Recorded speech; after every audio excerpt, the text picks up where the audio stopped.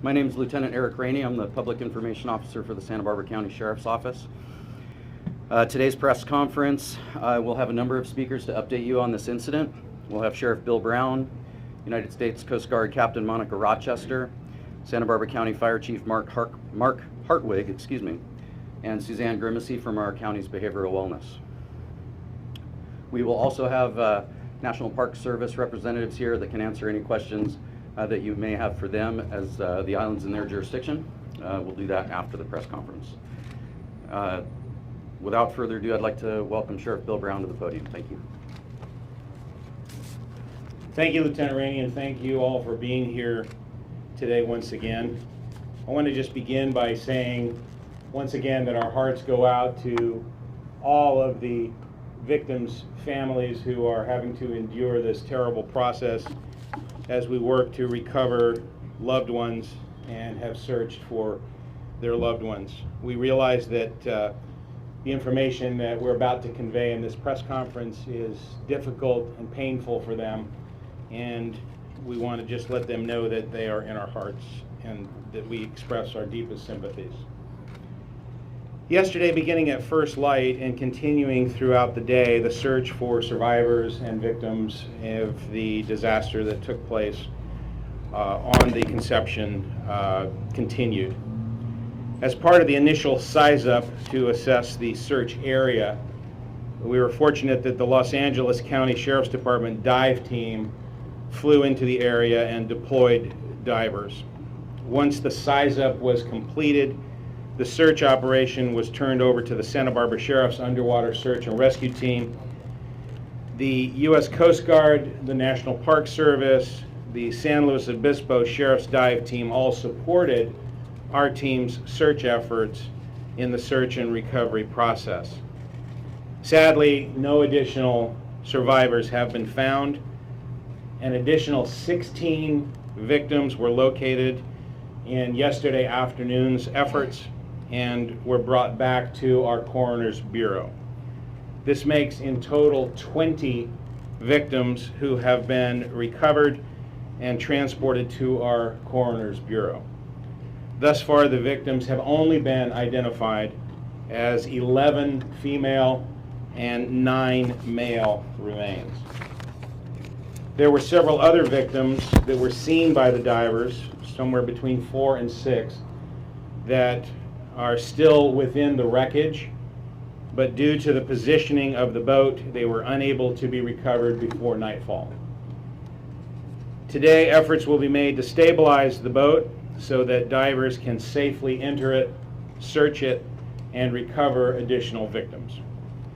Divers will also map a search area based on currents and the debris field, which is about a half mile in size, in our continuing efforts to recover additional victims and evidence.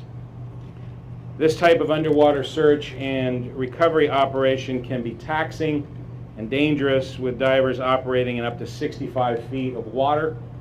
We want to make sure that this process is done safely and methodically, so we appreciate the families and the patients the families and the public's patience and understanding as the search continues. I want to talk a little bit about the coroner's process and the investigative process. The process of identifying the victims and notifying families is underway concurrent with the search effort. Sheriff's Office investigators in our Criminal Investigation Division are working with the Family Assistance Center and the call center, which to date has received over 100 calls from family or friends who believed that loved ones were on board the Conception. Investigators are comparing information from the callers with the vessel's passenger list. Since many, if not all, of the victims who have been recovered will need to be identified through DNA analysis, investigators will be coordinating, commencing today, with family members to collect DNA samples for comparison purposes. In all, 30 victim family members have been connected with the Sheriff's Office. Only 4 families of the 34 passengers have not yet been connected with investigators. The Sheriff's Coroner's Bureau has had mutual aid assistance from the Los Angeles County Medical Examiner's Office, and a special team from the state's Department of Justice is lending their expertise with a rapid DNA analysis tool that was instrumental in identifying victims in the Camp Fire. Today, we will begin the process of mapping DNA profiles of the 20 victims that we have recovered so far so that they can be compared with family samples that will be collected commencing today and in the days to come. An operation this large could not be handled by a single agency, and I want to thank our allied agencies and cooperators, the many local, state, and federal agencies that have come together once again as a team of teams to address this disaster. In the initial response and the first day of the incident, we thank and appreciate the Coast Guard, the Ventura County Fire Department, the Santa Barbara Harbor Patrol, the Ventura Sheriff's Office, and the Los Angeles County Sheriff. And as we are moving into the sustained search and recovery efforts, I want to thank the Cal Office of Emergency Services out of the Governor's Office, the San Luis Obispo County Sheriff's Department, the National Park Service, the FBI, the Alcohol, Tobacco, Firearms, and Explosives Division, the Sacramento branch of the State Department of Justice, the Orange County Sheriff, the Long Beach Police Department that's helping with security in the exclusion zone, and the California Department of Fish and Wildlife. The Family Assistance Center that has been set up is doing extraordinary work, and I want to thank the team that is assembled there and working directly with the victims' families.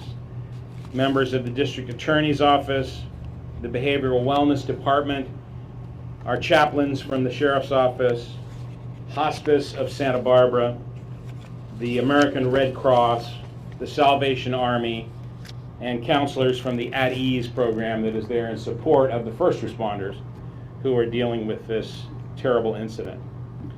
Once again, I want to express our sympathies to the family members and our thanks to those who are supporting our continuing efforts to locate everyone who was involved in this disaster. I now would like to introduce Captain Monica Rochester from the U.S. Coast Guard.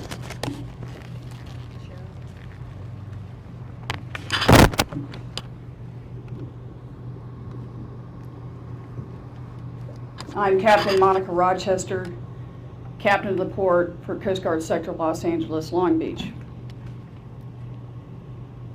As of 9:40 a.m. this morning, Coast Guard has suspended search efforts pending further development.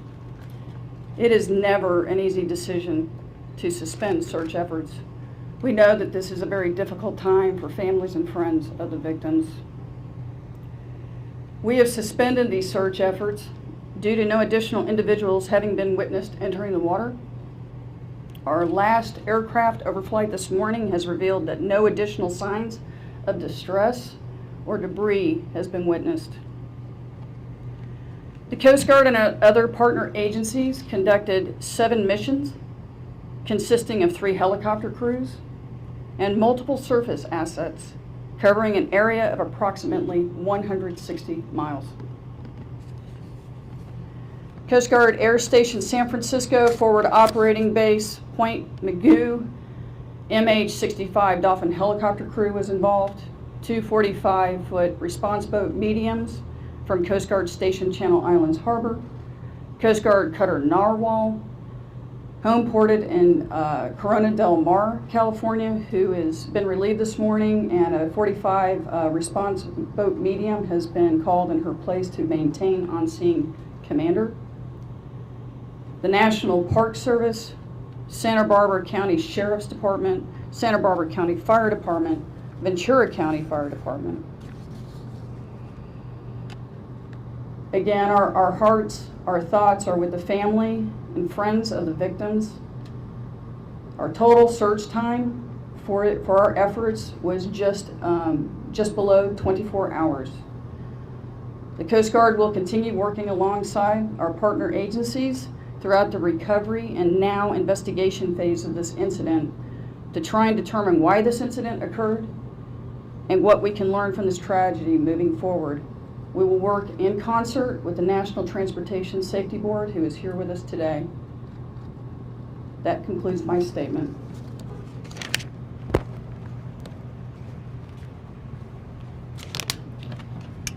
Mark Hartwig, County Fire Chief, Fire Warden.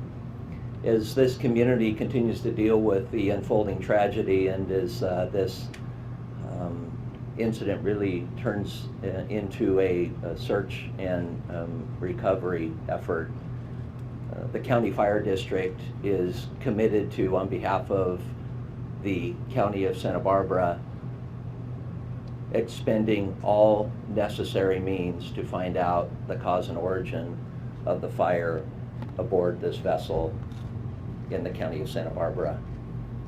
We're sensitive to the fact that families are gathered today, some from outside of the area, to bring their loved ones home.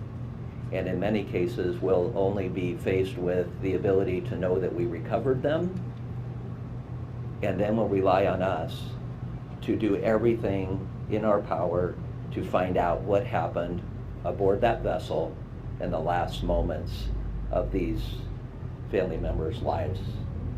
That's our commitment from the County of Santa Barbara, and we'll keep you posted as we get more information.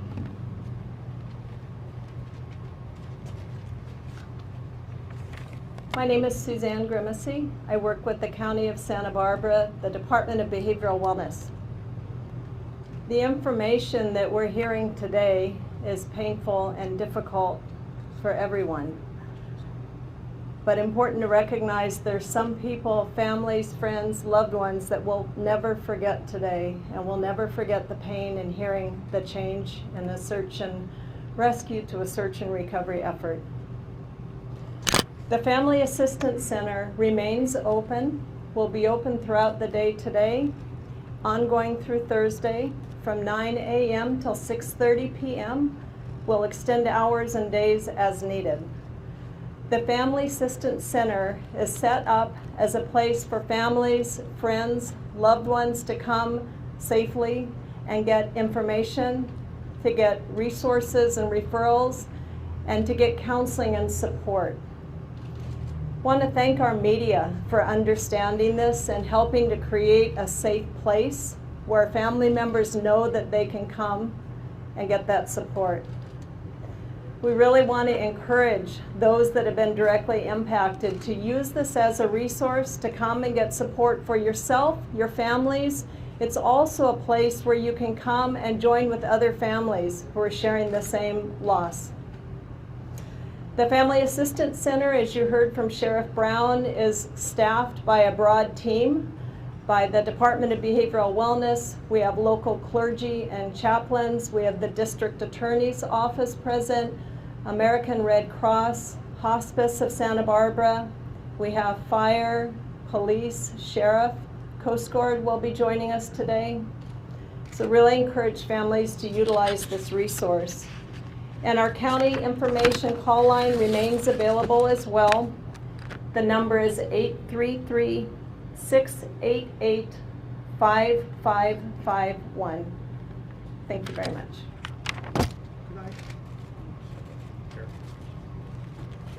All right, ladies and gentlemen, we'll take some questions right here. For Captain Chester, I'd like to ask you a two-part question, Captain.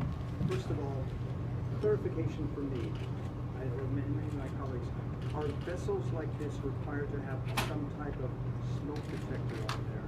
And my second question, more or less an explanation from you, for people who don't understand, what does it mean when you go from search to recovery? What are the implications? What does that actually mean? Okay, the first question is, are these types of vessels required to have smoke detectors on board? And that is correct.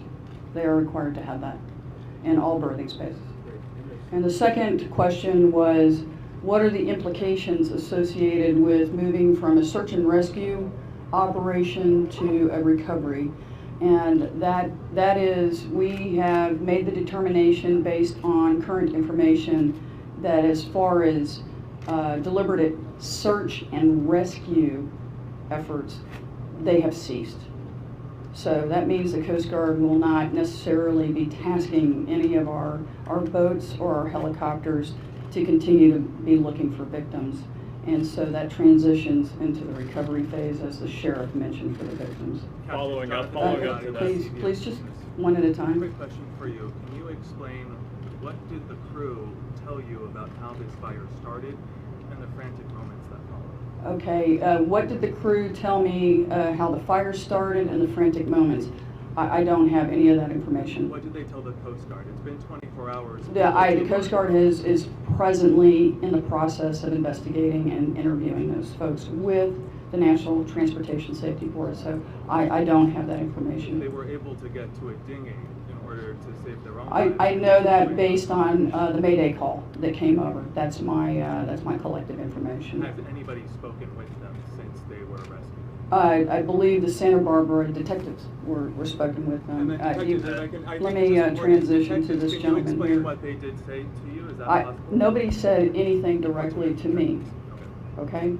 We received the Mayday call over Channel 16 through our Sector Command Center. At this point, are you assuming that all 34 passengers did not make it? That would be a correct assumption. And can you elaborate? There's been reports that they were possibly locked down in the sleeping area. Is that accurate? I heard that, and that's actually, quite frankly, that's actually on our recorded call for the Mayday. I personally have interviewed that radio watchstander as well as the manager of the floor for this particular incident. A lot of activity was happening, as you can surmise, coming over the communication system, over our radios. A lot of adrenaline, a lot of confusion. And I think my best deduction is the member was, the radio communicator was trying to ask for information. There are no locked doors in accommodation spaces aboard these vessels. It's open berthing. The only privacy that you have, and I'm sure that you've seen, because it's on the vessel's website, are curtains. Is That's it likely that they were trapped by the flames on top? I would suspect. Along those lines, the Mayday call also indicated that perhaps there wasn't a fire extinguisher on board, or there was a question of that. Have you heard anything about that? Okay, this vessel is required to be inspected annually by the U.S. Coast Guard, and it has been in compliance with all federal regulations. It is required to have not only fixed firefighting system, but also portable firefighting systems. The term explosion was mentioned yesterday as a possibility. Are you going there to say that that did occur and that may have been one of the first things to happen versus the speed of which how this fire started? I'm sorry, let me take that a little bit. You were asking my comments to a potential report of the vessel having an explosion on board. Is that what you're? Yesterday it was questioned and it was discussed as a possibility. Okay, that's all under investigation. I don't have any confirmation of that. Are they required to have a night watch? And was there a night watch? That is also, the question is, are they required to have a night watch or a roving watch? That is also under investigation. My understanding is on the regulations that is correct. One more question. Is there a possibility that you may not bring the boat back? I don't have that information right now. What I can offer to you is we are creating a salvage plan to ensure that, one, first and foremost, is the safety of the responders, the divers that are on scene, and to ensure that, if the vessel is inverted and upside down, it's going to have equipment hanging down on it. So we certainly don't want to put our divers in any kind of distress or harm's way. So that salvage plan, working with the owner, working with the sheriffs, will be forthcoming. We don't know yet. We don't know yet. Thank you. I heard some. Here. Yes. Captain, where was the Mayday call made from? Was it made from the Conception, or is it made from another vessel? And if we could hear from the NTSB about their investigation? I believe the Mayday call came from the Great Escape, which is our Good Samaritan, but we certainly can follow up and confirm with that. Thank you. Sir? Yeah, this might be for Sheriff Brown, but I'm wondering if any of the bodies that have been recovered so far have been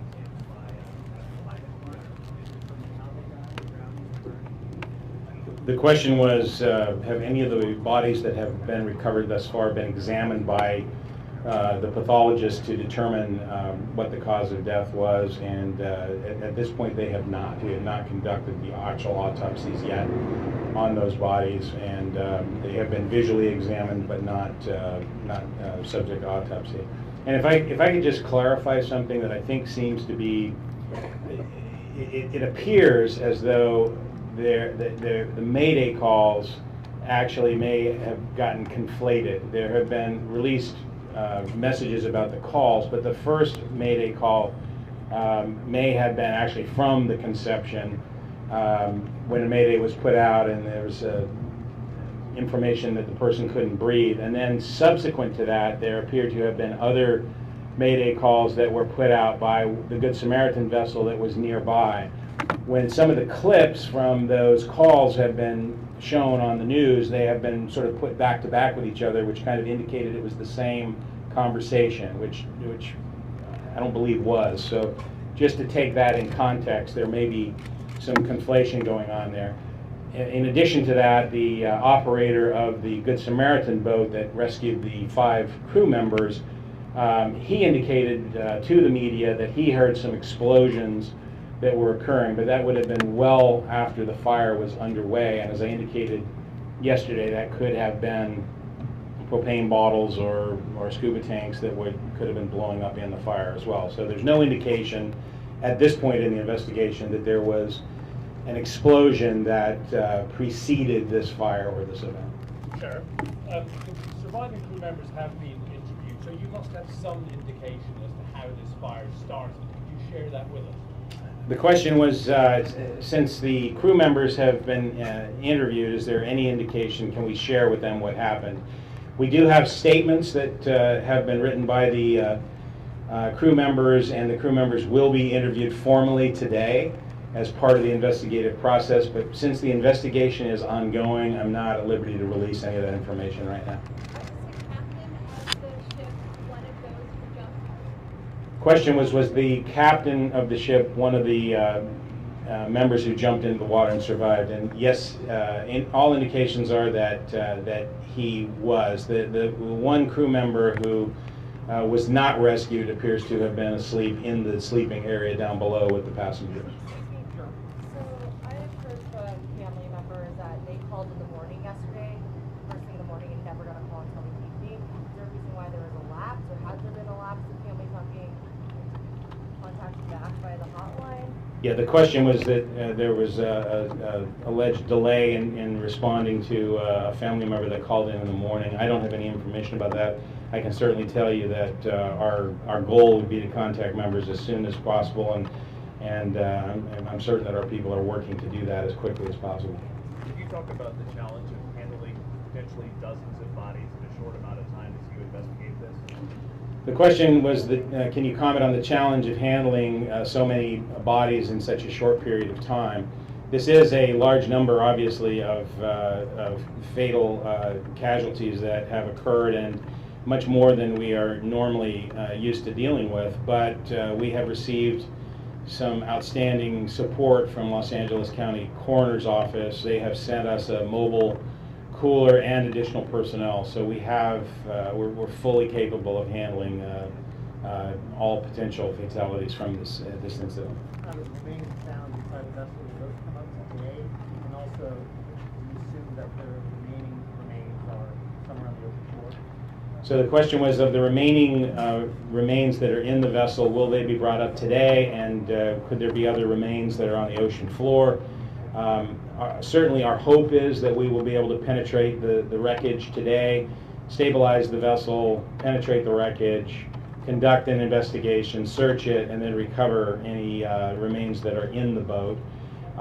In terms of what is outside in the debris field, we just don't know at this point. Obviously, we're going to have to see how many total bodies we recover, and if there are still bodies missing, then we'll have to look further into the debris and the wreckage that's on the ocean floor. Sheriff, are you believe that the DNA, the bodies are because they're burn injuries, or you just don't have intact bodies?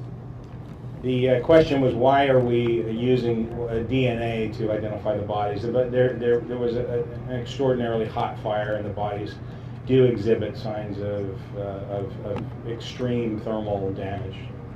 You mentioned that the majority of family members that you brought in. Are you able to give us an idea of the ages of people on board now, nationalities, that kind of thing? Question was, do we have the ages and the nationalities of the people on board? I don't have that information yet. I've asked for it. It's being compiled. Anecdotally, we've heard that there was a 17-year-old that was on the vessel, and from also anecdotally, I know there were some people that were probably in their 60s. I don't have the exact range for you. As far as where they were from, the majority of the people on this trip appear to have been from the Santa Cruz, San Jose Bay Area region that contracted with this company that chartered this vessel. With the DNA tool that was used in the campfire, how long do you think it'll take to identify the victim? Question is, how long do we think it'll take to identify the victims through the DNA process? All I can tell you is it's a rapid process compared to the normal DNA process. Normally, DNA can take days, weeks, or months to obtain. This system is capable of doing it much more rapidly than that, but I can't give you an exact amount of time. It will be done as rapidly as possible. Yes, sir. If there are any bodies still lost at sea that aren't recovered and the Coast Guard has called off everything, will any auxiliary teams be dispatched to help find the lost brothers and sisters divers? You're saying if we don't recover them all? Yes, sir. So the question was, if we don't recover all of the victims, is there going to be any additional search for them? So again, it's premature to say that, because our hope is that once we get into the vessel, hopefully today, that we will find the remaining victims and recover them. Obviously, if that doesn't happen, we will be looking at the debris field and other areas where there could be remains from the victims of this terrible tragedy. Sheriff, is there any indication that any of the 34 people who were below deck managed to make it through the flames before they perished? Question is there any indication that anybody that was below deck managed to make it through the flames and above and to get out? And there is no indication of that at all. Sure. Two things. Was there any? Why do you need to do DNA testing if you have a manifest? You pretty much know who was already on the boat. And what are the families providing you to be able to do that DNA testing? What do you need? What was the first part of your question? If you have the manifest, why is it important to do the DNA testing again?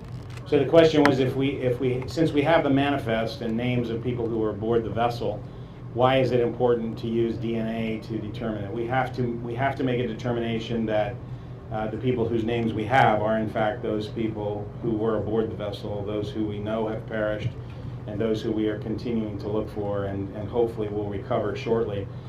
So it has to be done through that process. We don't do it any other way. For the bodies that have been...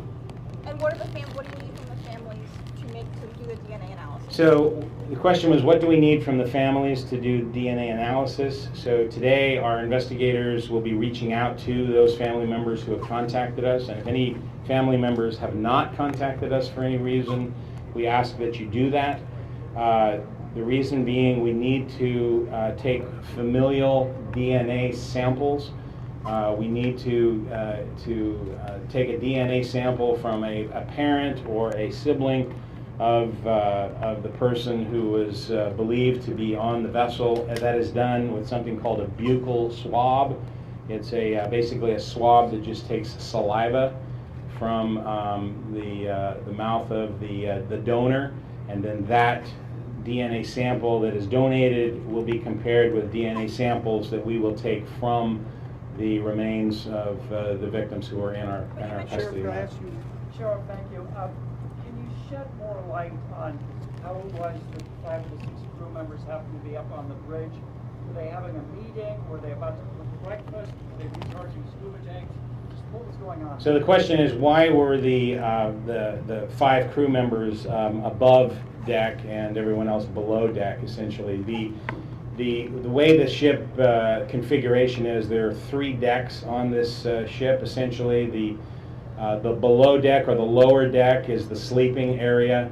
The secondary deck it had the galley and the salon area, and the third deck was the crew's quarters and the bridge for the vessel. So the crew would be perfectly normal for the crew to be up on that third deck. That was their assigned location to sleep, and the bridge of the vessel was up there as well. So were they Could I awake ask- or were they also could I- asleep when the fire started? I'm sorry. I want to ask you, is it your belief, based on what you know, that basically those people on that third deck, that are the lower deck, essentially had no chance to survive, based on what you're gathering from the information you know so far? Yes, the question was, is it appearing as though the people who are below deck were trapped and unable to exit the vessel? And that does appear to be exactly what happened. That there was a stairwell to get down the main entryway up and down, and there was an escape hatch, and it would appear as though both of those were blocked by fire. For the bodies that have been recovered, has a coroner come up with an initial cause of death at this point? Yeah, the question is, have we got an initial cause of death on the bodies that have been recovered thus far? No, we have not. We've just done a visual exam on the bodies so far. Sheriff, That will be conducted. Sheriff, you've been busy with the investigative work. What kind of an emotional toll has this taken on you and the men and women in this operation? The question is, we've been very busy with this work, but what kind of emotional toll has this taken on the first responders and all of us who are involved in this incident? And I can tell you that it is a very poignant duty that we have, and many of us have been and will be continuing to go to the Family Assistance Center and to meet with family members and those who are supporting them. And the humanity of this is very evident. The broad impact, the devastating impact on so many families and so many people and on this community is evident, and that is certainly very troubling. What is a small lift, if you will, in the midst of all of that is the way this community and our allied agencies have come together to address this terrible incident. Sheriff, can you elaborate on the firefighting crew that was on board? Exactly what was there and where was it? I'll let Captain Rochester answer that question. Okay, you've asked what type of firefighting equipment was on board and its location? Okay. So there's a fixed firefighting system that is located in the engine room. There will be at least handheld, or what we call portable, fire extinguishers at the both exit ways or entryways, if you will. There will be portable fire extinguishers there. There will be a fire extinguisher on the bridge, and there will be a fire extinguisher outside on the main deck. According to the last examination, inspection that the Coast Guard did, all apparatus was accounted for. Is there any indication? Were the crew members awake or asleep? My understanding, the crew, I don't have that clear, but we certainly can get that information for We were you. told they were in their underwear when they got to the Great Escape, which would suggest they were asleep, but yesterday we were being told that they were awake. We will get that clarification for you. On boats like this, do the dive tanks have to be kept in separate standard compartments should a fire eventually? I don't know what the current arrangement was on this boat, but we certainly can provide that clarification for you. Captain, what can other charters learn from this incident?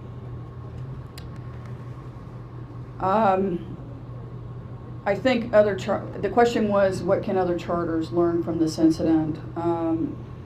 I think to make sure everybody understands what the egress, what the emergency escape routes are, which I know that's a requirement for the master and the crew to conduct prior to departure from the dock and during evolutions. So, and what I mean by during evolutions is that there's a major change in the operation.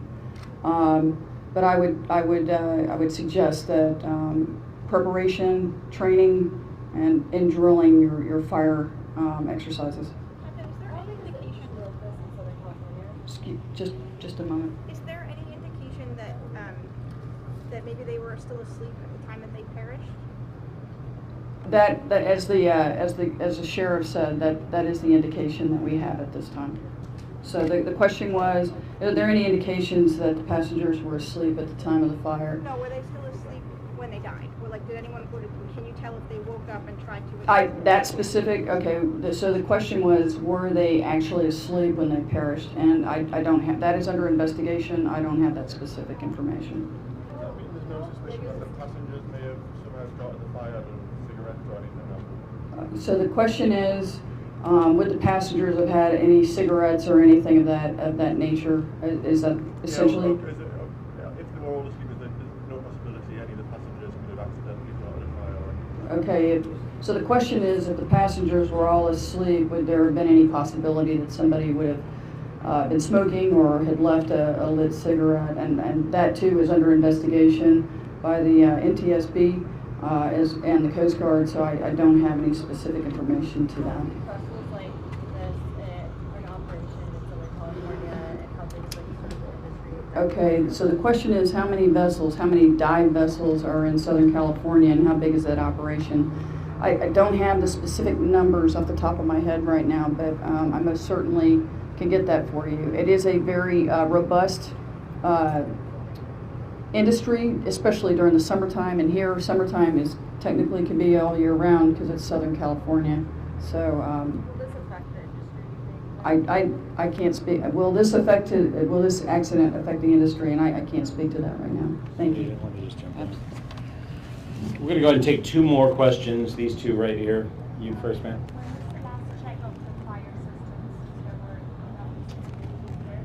Question was, when was the last check of the fire system? The firefighting equipment, you mean? It would have been in August when the inspection was conducted? Whatever the certificate of Yeah, I believe it was August that it was inspected. Just this past August?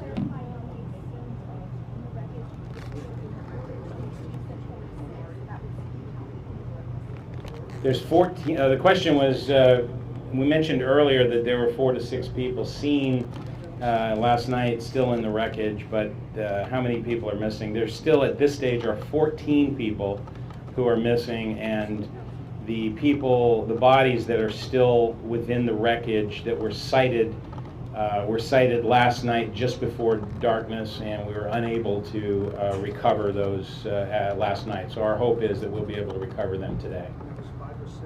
And it was 4 to 6 is what the estimate was. Just to clarify, you said August. Do you mean August of this year or August of last year? You know, I haven't seen the certificate of inspection. We can get you that. Can we hear from the NTSB? Yeah, I don't want to give you information on that because I don't know for sure. I thought it was August of this year, but it might have been 2018. But it's whenever the last inspection was done, the last required inspection was done, all of that equipment was in operational order. So, ladies and gentlemen, that'll conclude our briefing today.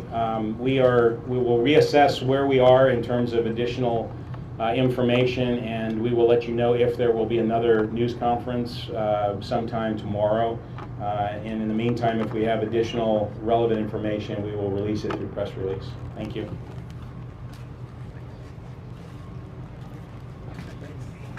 If any of our Spanish affiliates would like interviews in Spanish, Lieutenant Juan Camarena is on site, so come see me. And if anybody has any clarifying questions on the information that was presented, I'll stick around.